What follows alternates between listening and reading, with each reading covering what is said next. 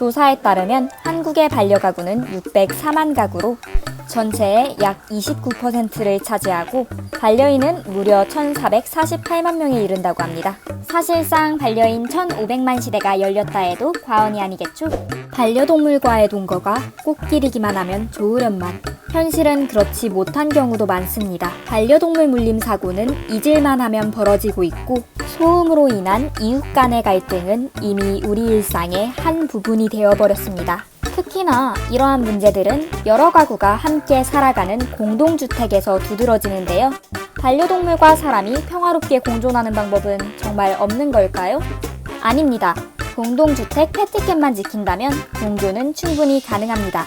공동주택에서 반려동물과 함께 살아가기 위해 우리가 지켜야 할 것에는 무엇이 있을까요? 지금 바로 시작합니다. 하나, 반려인 이것만은 꼭 지키자.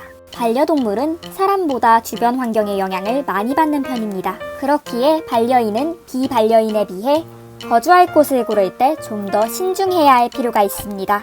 따라서 첫 번째, 반려인은 이사가고자 하는 곳이 반려동물이 거주할 수 있는 환경인지 반드시 확인해야 합니다. 먼저 반려인은 집을 고를 때 집의 크기가 적절한지, 방음은 잘 되는지, 그리고 주변에 산책로가 잘 조성되어 있는지를 확인해야 하는데요. 특히나 희귀동물의 경우에는 집이 너무 습하거나 덥지는 않은지도 확인해야 합니다. 뿐만 아니라 공동주택 관리 규약을 살펴보며 이사 가려는 곳이 반려동물의 거주를 허용하고 있는지, 혹시 반려동물의 관리에 관한 엄격한 규칙은 없는지 또한 확인해야겠죠? 두 번째, 집 밖으로 새어나가는 소음 줄이기. 자, 이제 이사를 했으면 본격적으로 반려동물과의 스위트홈을 조성해야겠죠? 이때 다양한 제품들을 이용하면 소음을 절반 이상 줄일 수 있답니다. 첫 번째 제품은 바로 바닥 매트인데요. 바닥에 매트를 깔아두면 아래층에 들리는 층간 소음을 줄일 수 있을 뿐만 아니라 반려동물의 건강 또한 지킬 수 있다고 하니 일석이조겠죠? 두 번째 제품은 바로 현관 커튼인데요. 현관에 방음 효과가 있는 커튼을 달면 복도로 들리는 소음을 줄일 수 있다고 합니다. 이때 안전문이나 펜스도 함께 설치하면 현관문이 열린 틈에 반려동물이 복도로 뛰어나가는 사고를 방지할 수도 있겠죠? 마지막으로 소개해드릴 제품은 초인등인데요. 초인종 대신 불빛이 깜빡이는 초인등을 설치하면 소리에 예민한 반려동물이 초인종 소리에 놀라 짖는 일을 방지할 수 있습니다. 이러한 제품을 사용하는 것 외에도 충분한 산책과 놀이활동을 통해 반려동물이 저녁 시간대에는 뛰지 않고 휴식을 취하도록 유도하는 것 또한 좋은 방법이겠죠? 세 번째, 반려동물과 엘리베이터에 탈 때 지켜야 할 예절. 반려동물과 함께 엘리베이터에 탑승할 때에는 반려동물을 안거나 끈을 짧게 잡아 함께 탄 이웃에게 피해가 가지 않도록 반려인이 몸으로 잘 막고 있어야 합니다. 만일 이웃의 표정이 좋지 않거나 반려동물을 무서워하는 듯한 기색을 보이면 기다렸다가 다음 엘리베이터를 타는 게 좋습니다. 애매할 때에는 이웃에게 함께 타도 될지 정중하게 묻는 것도 좋은 방법이겠죠? 네 번째, 반려동물의 분리불안 및 문제 행동은 방치가 아닌 행동 교정으로 해결하기. 앞에서 말한 노력들을 기울였음에도 반려동물이 분리불안과 같은 요인들로 인해 짖음이나 하울링 등의 문제 행동을 보일 수도 있는데요.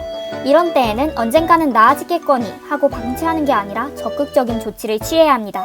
먼저 펫 CCTV를 설치하여 반려동물의 상태를 상시 관찰함으로써 문제 행동의 트리거와 양상에 대해 파악해야 합니다.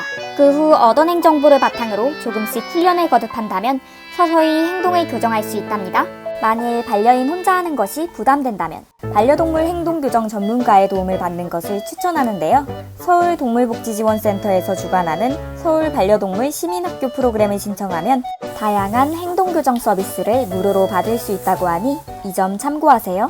둘, 비반려인 조금만 이해해주세요. 공동주택에서 사람과 반려동물이 함께 살아가기 위해서는 반려인의 노력뿐만 아니라 비반려인의 배려와 이해 또한 필요한데요.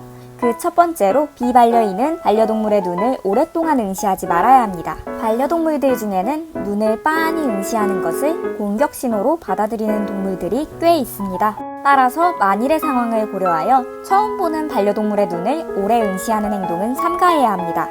또한 반려동물이 귀엽다고 만지는 행동 또한 자제해야 합니다.